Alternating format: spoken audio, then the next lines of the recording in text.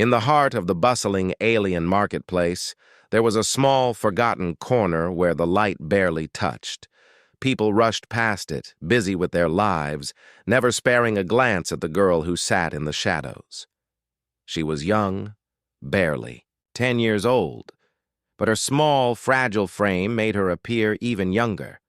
Her clothes were torn and ragged, stained with dirt and the remnants of the food she scavenged from the streets. The other aliens in the market paid her no mind, treating her as if she was invisible, just another street urchin, not worth a second thought. The little girl, whose name was Lyra, didn't mind. She had learned long ago that no one cared about her, not even the ones who had once called her family. Her people had abandoned her years ago, leaving her to fend for herself in a world that saw her as nothing more than an unwanted burden. She didn't know how long she had been living like this, but it didn't matter anymore. Every day was a fight for survival, scraping together what she could from the leftovers of others. The scraps of food were all she could ever hope for, and she had learned to eat them like an animal, hunched over and quick, just to avoid being noticed. But there was something about Lyra that most people missed, a quiet strength hidden behind her sad eyes. She was different from the other children on the streets. She didn't cry for help or beg for food. She simply survived. Her gaze often flickered toward the people passing by. Her eyes filled with something that didn't belong. In a street child, it was something regal, almost as if she were watching them with the eyes of someone who once had everything, someone who once belonged to something greater. One day, as Lyra sat on the cold stone ground, picking at a half-eaten piece of bread, a man stopped in front of her. Most people would have ignored her, kept walking, or maybe muttered a quick insult, but this man didn't. He just stood there, watching her with a curious look in his eyes. His name was James. He was a human, just another mechanic working in the market, fixing machines that broke down every day. Humans weren't treated well here. They were considered weak and insignificant in the eyes of the alien species that ruled the planet. But James didn't care about that. He had always believed that there was more to people, more to life, than what others saw. And when he looked down at the little girl, something inside him stirred, a feeling that he couldn't ignore. Lyra didn't look up at him at first. She was used to people walking past her without a second glance, and she didn't have the energy to care. But when James crouched down in front of her, his shadow falling over her, she finally looked up, surprised by his presence. He smiled softly, offering her the last of his sandwich. She stared at it for a moment, unsure whether to take it. Her hand hovered over it, but she didn't reach for it. The old instincts told her to stay guarded, to refuse any kindness. But there was something different about this man. He wasn't like the others. He wasn't angry or cruel or indifferent. He simply waited for her to take it, his eyes kind and patient. "Are you hungry?" he asked in broken alien. His voice was gentle, as though he wasn't used to speaking their language but still tried his best. The words didn't quite make sense to Lyra, but she understood the meaning. He wasn't mocking her. He wasn't looking down at her like the others. He was offering her something as though she were an equal. Lyra hesitated. For a moment she simply stared at him, trying to read his face. There was something in his eyes, something that felt warm and safe. But she had learned not to trust anyone, not in a world that had treated her like trash. "No," she muttered, her voice barely a whisper, barely more than a breath. James didn't move. He didn't push her or demand an answer. Instead, he just sat there, waiting. There was a moment of silence, and then, for reasons she couldn't explain, Lyra found herself reaching for the sandwich. Her fingers trembled slightly, but she took it. Her eyes met his for the first time, and something flickered between them. A small, uncertain smile tugged at the corners of her lips. James didn't say anything. He simply watched her as she took a bite of the sandwich. It wasn't the finest meal, But to her, it was the first kindness she had been shown in years. It was more than just food. It was a moment of human decency, something she had almost forgotten existed. The marketplace continued to buzz around them, people shouting, haggling, going about their business. But for that brief moment, it felt like the world had paused. It felt like there was something more than just survival, something worth living for. After a few moments, Lyra finished the sandwich, but she didn't stand up to leave. She simply sat there, staring at James, her gaze lingering longer than it should have. It was strange for her to feel this way, unseen, unnoticed, but for the first time in what felt like forever, someone had seen her. Not just as a street beggar or a worthless creature, but as a person. "Why?" she finally asked, her voice quiet but full of curiosity. "Why did you help me?" James paused, taken aback by the question.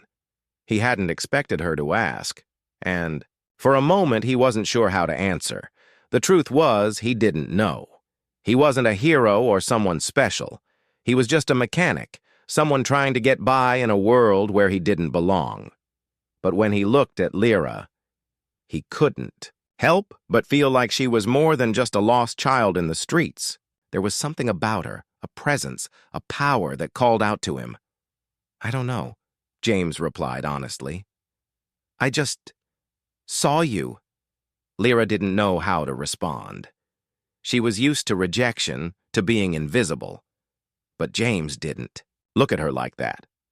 For the first time, she wondered if there was more to her than the life she had been forced into.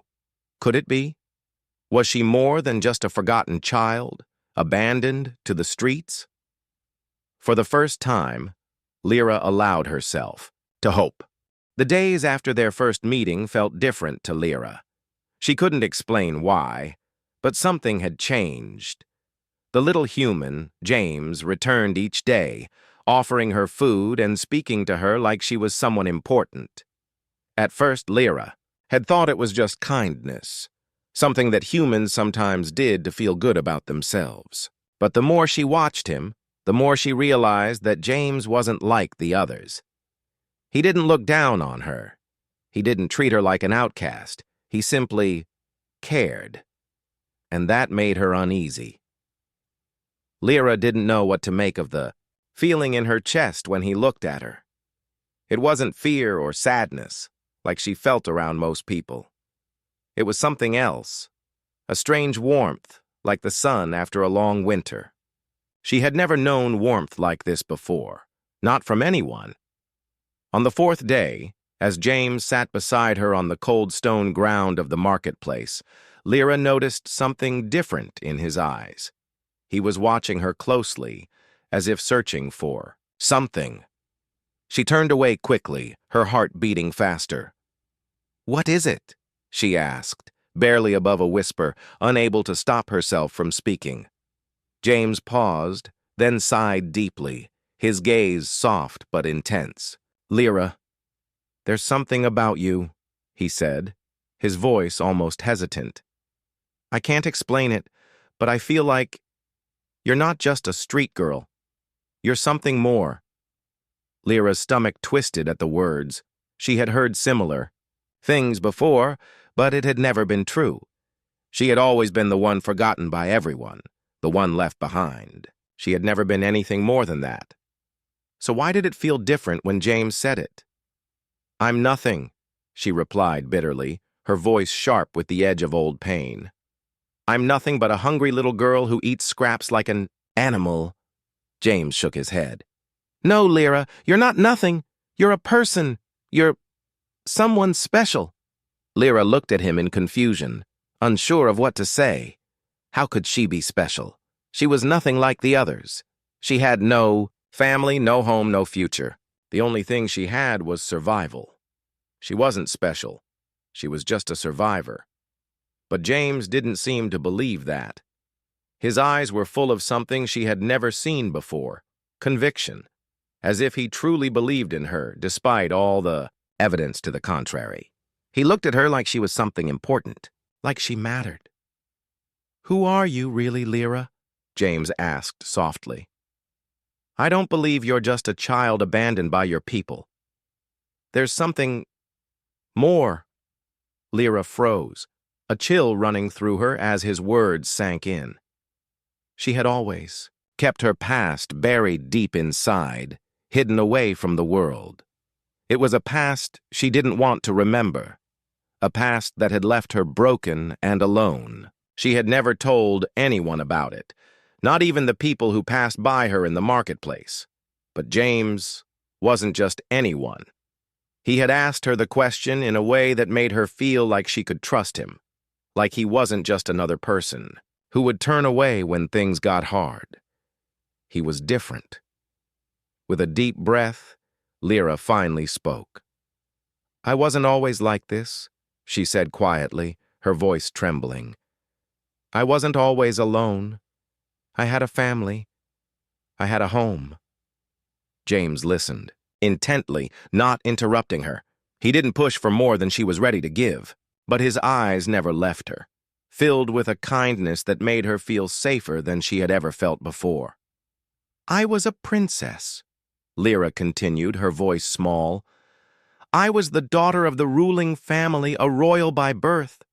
But everything changed when my father was overthrown. The people who took over didn't want me. They didn't want a weak princess who couldn't protect herself. So they cast me out, left me to die on the streets. They thought I was nothing, just a worthless child." James's eyes widened, and for a moment, he seemed speechless. But he didn't doubt her. Lyra could see it in his face. He believed her. "The people who took my father's throne, they want me dead," Lyra said, her voice low with fear. "They don't want anyone to remember who I was, what I could have become. So they left me here, hiding in the shadows, eating scraps like an animal. They don't want anyone to know that the princess is still alive." James's heart ached for her. He had known there was something different about her, but hearing her story made him realize how much pain she had endured. No one should be treated like that, especially not someone as brave as Lyra. "I'm sorry," he whispered, his voice full of empathy. "I never knew." Lyra nodded, wiping her eyes quickly, embarrassed by the tears that threatened to fall. She had never spoken about her past to anyone. It was a part of her life she had buried, locked away, because it was too painful to face. But now, in James's presence, it felt almost natural to speak the truth. She didn't feel the need to hide anymore. She could finally be honest, even if it meant facing the past she had tried to forget. "I didn't want to remember," she said quietly, her voice barely above a whisper. "But now, I don't know what to do. I can't go back. I can't face them. I'm just a forgotten princess." James reached out and placed a gentle hand on her shoulder. "No, Lyra, you're not forgotten. You're not just a princess. You're more than that. You're a survivor, and you don't have to face this alone. You have me." The words were simple, but they hit Lyra with such force that she almost couldn't breathe. In that moment, she realized that James was right. She wasn't alone. She wasn't forgotten. And maybe, just maybe, she wasn't as powerless as she had always believed. "I don't know how to fight back," Lyra admitted, looking down at her hands. The hands that had once held a crown, but now only scraped for survival. "I don't know how to change anything." "You don't have to do it alone," James said with a determined look in his eyes. "I'll help you. I'll fight with you. And together we can take back what's yours." Lyra's heart skipped a beat. For the first time, she felt hope, a small, fragile thing, but enough to make her believe that maybe, just maybe, there was a chance for her after all. The days after their conversation were filled with a strange kind of tension. Lyra's mind kept replaying James's words over and over again. "You're not alone." He had said it so simply, yet it felt like a promise she wasn't sure could be kept. For so long she had believed that she was nothing but a forgotten princess, discarded and left to die in the streets. But now, with James by her side, she wasn't sure what to believe anymore. Could she really fight back? Could she reclaim her life, her throne? As they moved through the alien city, trying to stay out of sight, Lyra began to notice more things about her surroundings. The marketplace, the alleyways, the towering buildings, all of it felt so familiar, yet so foreign at the same time. She had once known this city like the back of her hand, but now it was like walking through a strange dream. Her mind was clouded with memories of a past that seemed so distant now. A past where she had been safe, surrounded by luxury, with everything she had ever wanted. But that was before the coup, before her life had been turned upside down. James seemed to notice her growing unease, and he tried to comfort her as best as he could. He wasn't a soldier, not a fighter. He was just a mechanic. But when it came to Lyra, he felt a sense of duty that went beyond anything he had ever known. She was more than just an alien girl in the streets. She was a queen, lost and broken, and he would do whatever it took to help her find her way again.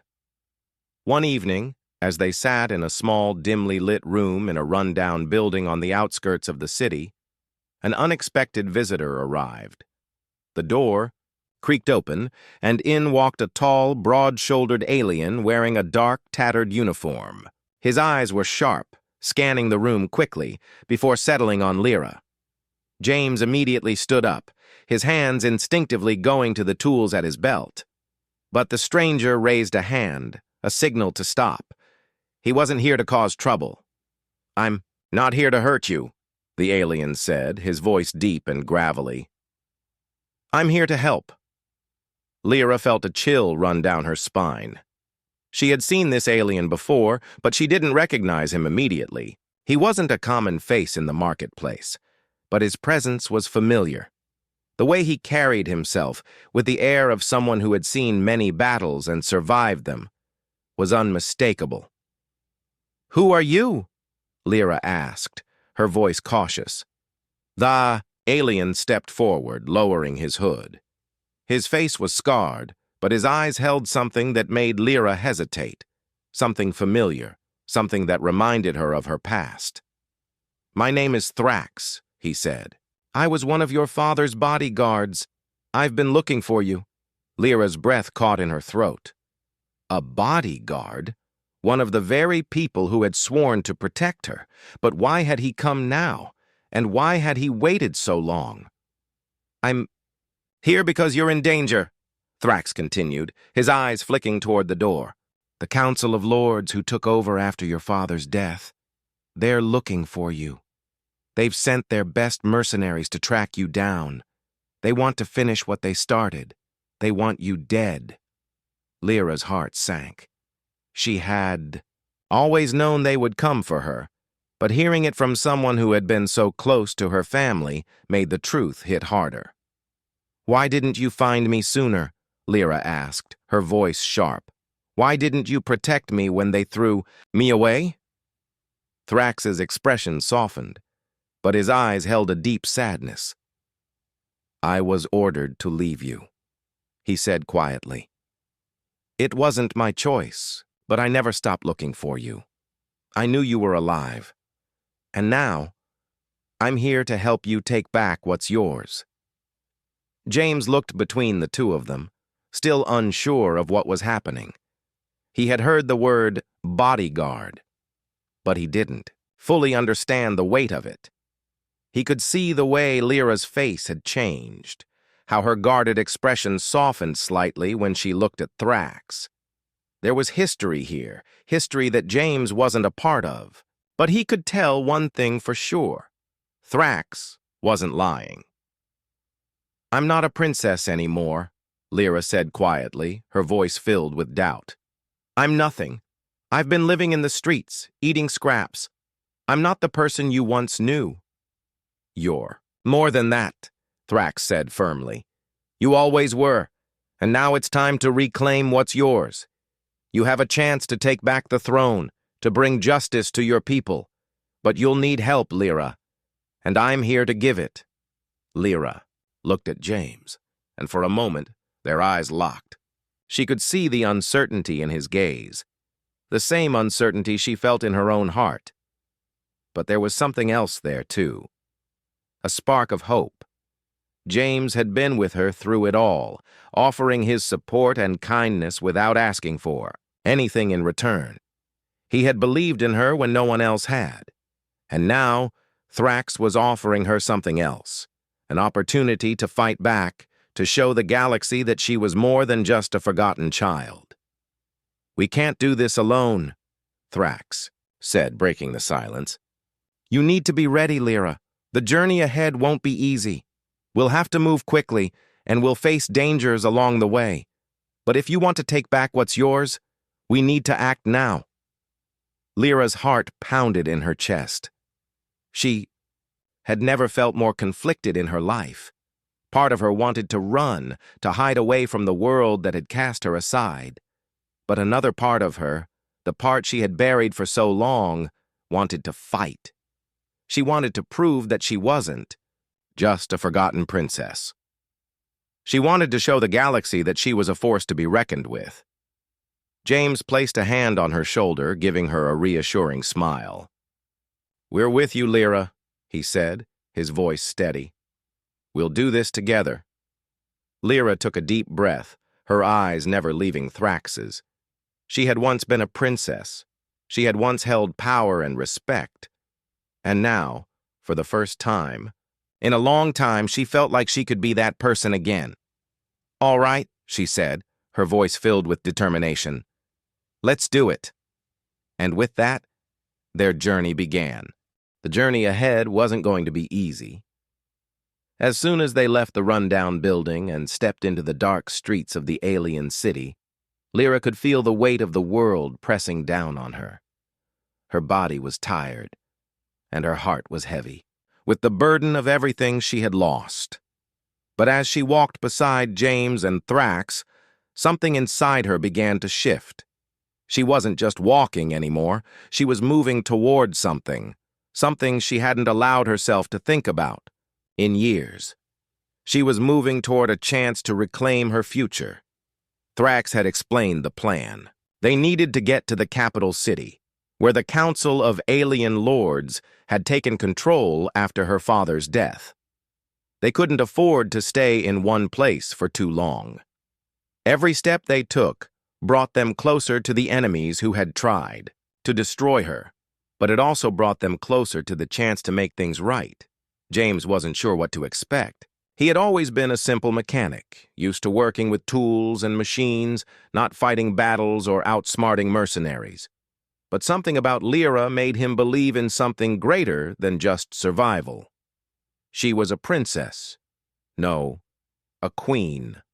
Born to lead. He could see it in her eyes. And he would help her. The first day of their journey passed quietly. They moved through the city's outskirts, staying hidden in the shadows, using back alleys and narrow streets to avoid the main roads. Lyra was surprised at how quickly Thrax seemed to blend into the surroundings, like he knew the city as well as she once did. It was clear that he had been watching over her, even from the shadows. By nightfall, they found a small camp outside, the city limits. Thrax had set up a fire, and the three of them sat together, their backs to the cold winds of the desert. James handed Lyra a small portion of bread he had saved from earlier, and she took it without a word. She was still getting used to the idea that someone cared enough to make sure she ate. For so long, she had been alone, forced to fend for herself. It was strange, but comforting, to be cared for, even in this small way. "You're quiet," James said, breaking the silence. "Are you all right?" Lyra looked at him, surprised by his concern. She hadn't realized how much she had been holding in. There was so much to think about, so much to plan. And the fear of failure gnawed at her. Could she really do this? Could she really defeat the Council of Lords who had once held her life in their hands? "I'm not sure," Lyra admitted, her voice soft. It feels like I'm dreaming. I was a princess once, James. But now, I'm just a girl on the run hiding in the shadows. I don't know if I can do what Thrax says I can. James leaned forward, his eyes filled with understanding. I get it. I really do. It's hard to believe that things can change. But you've already done something that most people can't even imagine. You survived. Lyra smiled faintly. She had never thought of it that way. Surviving had been all she knew, but survival wasn't enough anymore. She had a purpose, something bigger than herself, and she had to keep moving forward, no matter how afraid she was. The next morning, they continued their journey. The landscape changed as they moved farther from the city. The buildings became sparser, and the desert stretched endlessly before them. But the road ahead wasn't empty. Every day, they came across signs of the mercenaries who had been sent to find her. The first was a small camp they stumbled upon, abandoned but recently used. Thrax immediately ordered them to move quickly, his eyes scanning the horizon for any signs of danger. They had to stay one step ahead. Every time they thought they were safe, they would find another clue that the mercenaries were close behind. It was as if the entire world was hunting them. One night, as they set up camp in a hidden cave, Lyra sat by the fire, staring into the flames. The heat from the fire was comforting, but it didn't ease the anxiety building in her chest. What if they couldn't make it to the capital? What if the lords were too powerful? What if everything she had worked for was for nothing? James sat beside her, his presence a steady reassurance. "You're doing great," he said, breaking into her thoughts. "Every day you're one step closer. We all are." Lyra looked at him, the quiet strength in his words making her feel less alone. "I never thought I would be here. I never thought I'd be on the run, hiding like this. I thought I'd always be a princess, safe in my palace." James shook his head, a small grin on his face. "You still are a princess, but I think you're learning something a lot more important than being a princess. You're learning how to lead." Lyra's heart skipped a beat at his words. Lead? She had never thought of herself as a leader. She had been taught to be proper, to sit at the table with the lords and listen to their advice. But now, with each passing day, she felt a shift inside her. Maybe being a leader didn't mean sitting at a table. It meant standing up, no matter how impossible the odds. The next few days were harder. The mercenaries grew closer, and they had to take greater risks to avoid them. Thrax led them through narrow paths, making sure they didn't leave any traces behind. But it wasn't enough. One morning, as they crossed a ridge, they spotted a group of mercenaries in the distance. They were trapped. Thrax moved quickly, giving them orders to split up and scatter. "We can't fight them here," he said, his voice calm but urgent. "We need to lead them away." James and Lyra ran, hearts pounding in their chests. The mercenaries were close now, and the sound of their boots echoed in the distance. They had no choice but to run. They had to survive. As they sprinted through the rocky terrain, Lyra felt a rush of fear and adrenaline. She wasn't just running from danger, she was running toward her future, toward a chance to take back what was hers. In that moment, she knew one thing for certain. She wasn't the girl who ate scraps in the streets anymore. She was something else now, something stronger. And no matter what it took, she wasn't going to stop until she had reclaimed her destiny. The chase had lasted for days, with little rest and even less certainty. Lyra could feel the weight of the danger growing heavier with every step. The mercenaries were relentless, never giving up. They knew who she was now, and they would stop at nothing to capture her, dead or alive. But Lyra also knew one thing for certain. They were getting closer to the capital, and that was where the real battle would begin. By the time they reached the outskirts of the capital city, Lyra's nerves were on edge. She had seen the towering spires from a distance, the place where her father had once ruled, where she had once walked as a princess. Now all she felt was fear and a strange sense of loss. The streets she had known as a child had become a battlefield. The city that once offered her protection now seemed like a place of doom. The group moved cautiously through the shadows, avoiding the main roads. Thrax led the way, his sharp eyes scanning every corner for potential threats. James was close. Behind, his steps quiet but determined. And Lyra, though afraid, felt something stir within her, a sense of purpose she hadn't felt since she was a little girl. "I never thought I'd be back here," Lyra whispered, her voice barely audible. Thrax gave her a solemn look but didn't speak. He knew the pain she was feeling. He had been there when her family fell. He had been the one to watch her, helpless, as she was cast aside. And now, he was here to help her take back what was rightfully hers. They spent the night hiding in an abandoned building, the silence of the city weighing heavily on them. As the first light of morning broke through the cracked windows, Lyra couldn't stop the thoughts that raced through her mind. Could she really do this? Could she face the Council of Lords who had stolen her throne and defeat them? Her heart was heavy with doubt. But as she sat quietly, her eyes drawn to the pendant around her neck, a symbol of her bloodline, a gift from her mother, it sparked something inside her. The pendant wasn't just a piece of jewelry. It was a key, a connection to her past, and perhaps the strength she needed to face the challenges ahead. "I'm ready," Lyra said suddenly, breaking the silence. James turned to her, a surprised look on his face. "Ready for what?" "To take back my place," she said firmly, standing up. "To fight for what's mine." Thrax looked at her for a long moment, his face serious but proud. He had seen this change in her before, in the way she carried herself when she was still the princess of the royal house. He knew this was the moment she had been waiting for, the moment when the girl who had eaten scraps and hidden in the shadows would rise and take control of her destiny. As they made their way deeper into the heart of the city, the streets grew. More familiar to Lyra, but the sense of danger never left her. She could feel the eyes of the city on her, the whispers of the people who once knew her as a child. Some looked at her with fear, others with curiosity. But none of them knew who she was now. The palace was ahead, standing tall and imposing, a reminder of the family she had lost. The Council of Lords had taken it from her, using her as a pawn in their power game. But Lyra wasn't going to be their pawn anymore.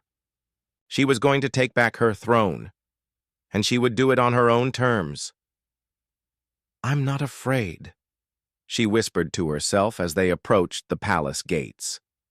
Thrax, James, and Lyra moved quickly, blending into the shadows as they approached the palace. The guards were posted at every entrance, but Thrax knew the old routes, the secret passageways that led directly into the heart of the palace. They slipped past the guards unnoticed, the weight of the mission pressing down on them with each step. As they entered the inner chambers of the palace, the air grew thick with tension. The marble floors, once polished and gleaming, now looked cold and forgotten.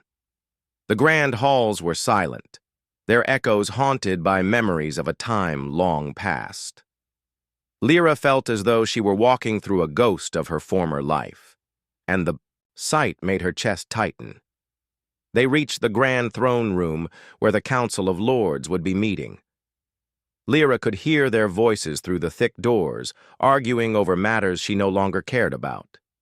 They were talking about her, about how they could control the people, how they could keep their power. Lyra turned to James and Thrax, her heart pounding. "Are you ready?" she asked, her voice steady but filled with resolve. James gave her a determined nod, his eyes locked on hers. "We're with you, all the way." Thrax stepped forward, his gaze cold and calculating. "Let's end this." They pushed open the doors, stepping into the throne room where the Council of Lords sat, their backs turned. The moment they entered, the lords froze. They had been expecting an enemy, but they weren't prepared for this. They weren't prepared for Lyra. "Your reign ends today," Lyra said, her voice clear and strong, echoing through the throne room. The lords turned, their faces turning pale as they recognized her. She was no longer the child they had cast aside. She was a queen, standing tall and unafraid. One of the lords, a tall alien with silver skin, stepped forward, a sneer on his face. "You think you can take back what's mine?" he spat. "You were nothing. You are nothing." Lyra took a deep breath, her heart steady. She was done with being afraid, done with hiding. "I am everything," she said, her voice unwavering, "and this is my throne." With those words, Lyra stepped forward and the battle began. The council would fall today, and she would rise. She was no longer the forgotten princess, no longer the girl who ate scraps. She was a queen, and she would rule again. The throne room was silent, save for the echo of Lyra's voice, which still hung in the air like a declaration of war. Her heart raced, but her mind was focused, her eyes clear with determination. She had fought for this moment for years, though she never imagined it would come with so much uncertainty, so much danger. But now that she was here, standing before the very people who had once sought to erase her, she felt a power growing inside her, a strength that was both ancient and new. The Council of Lords looked at her with shock, their faces pale as they recognized the girl they had once thrown aside. Some of them seemed to be weighing their options, their hands resting on the weapons hidden beneath their cloaks, but none of them made a move. They knew, deep down, that Lyra was no longer the helpless child they had discarded. One of the lords, the silver-skinned alien who had spoken before, sneered at her. "You think you can just walk in here and take my throne? You are nothing but a forgotten princess." Lyra stood taller, the weight of her family's legacy pressing down on her shoulders like an old cloak she was finally ready to wear again. She had once been afraid of this moment, unsure of whether she was capable of reclaiming what was rightfully hers. But now, all that fear was gone. She wasn't just reclaiming a throne, she was reclaiming herself. "No," she said, her voice steady and strong. "I am the ruler of this kingdom. And you," she pointed at the lords, "will bow before me." For a moment, there was only silence. The lords exchanged wary glances, but none of them moved. Lyra could see the uncertainty in their eyes. They had underestimated her. They had thought that after years of living in the shadows, she would have no power, no strength left. But they had forgotten one thing. Lyra had always been a survivor, and now she was more than just a survivor. She was a queen. The silver-skinned lord's face twisted with fury. He raised a hand, ready to strike, but before he could act, Thrax stepped forward, his massive frame filling the space between Lyra and the lords. "You will not lay a hand on her," he said, his voice low but fierce. "Not anymore." James, standing beside Lyra, looked at her with pride in his eyes. He had seen the change in her, seen the strength she had gained since that first moment in the marketplace when he had offered her a sandwich. She had become something more than he could have ever imagined. She wasn't just a girl from the streets anymore. She was a leader, a queen in the making. The room seemed to hold its breath, the tension thick in the air. The lords hesitated, unsure of how to respond. They had never expected someone like Lyra to return, to challenge them for what they had stolen. But now, they saw the fire in her eyes, the same fire that had once burned in her father's eyes, and they realized that they were no longer in control. "I will not run again," Lyra said, her voice rising with authority. "I will not hide in the shadows. This kingdom is mine, and I will bring it back to its former glory." With those words, she stepped forward, her heart steady, her resolve unshakable. She had come too far to turn back now. The time for hiding was over. The time for change had arrived. The silver-skinned lord scowled, his face turning red with anger. "You think you can just waltz in here and take everything? You have no power, no army, no support." Lyra met his gaze without flinching. "You underestimate me. You underestimate the people of this kingdom." Her words hung in the air, and for the first time the other lords seemed to falter. Lyra could see it in their eyes. They were afraid. They had ruled for so long by instilling fear in others, by making people believe they had no power. But they hadn't counted on Lyra, the girl they had discarded, rising up to take it all back. Thrax's voice was like a growl in the silence. "It's over. The people will rise with her." Suddenly, the doors to the throne room burst open and the sound of shouting could be heard from the hall. The people of the city had come. They had been waiting, watching, listening for the signal that Lyra was ready to lead them. And now, with the help of the underground rebels, they were here to support her. The lords looked around, their faces filled with panic as the people began to storm into the throne room. The people, once fearful and oppressed, were now emboldened. They had seen Lyra's strength, her courage, and they were ready to follow her. "You see?" Lyra said, her voice ringing with power. "I am not alone. I never was. And now, neither are you." The silver-skinned lord's face twisted with rage as he turned to the other lords. "We cannot let this happen," he hissed. "We have to stop her, now." But it was too late. The people had already taken the palace. The Council of Lords, once so powerful, was now trapped. Lyra stood tall, surrounded by those who had once been too afraid to speak out, too afraid to rise against the rulers who had oppressed them. Now they were free, and so was she. Lyra took a deep breath, the weight of what she had just done settling in her chest. She had done it. She had taken back what was hers, and with it, she had given her people a chance at freedom, a chance at a new life. "We will rebuild," she said, her voice firm. "Together, we will make this kingdom strong again. We will create a future where no one is cast aside, no one is forgotten." James stepped beside her, his hand resting on her shoulder. "You've done it," he said, his voice full of admiration. "You've become the leader you were always meant to be." Lyra turned to face him, her eyes shining with determination. "No, we've done it. Together." The people cheered, their voices rising in unison as they celebrated the fall of the old regime and the dawn of a new era. Lyra had reclaimed her throne, not just for herself, but for all of them.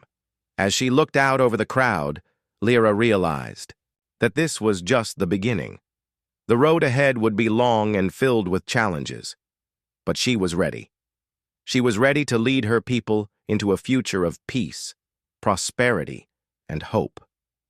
The kingdom was hers to rebuild, and with the support of her people, nothing could stop her. Ask ChatGPT.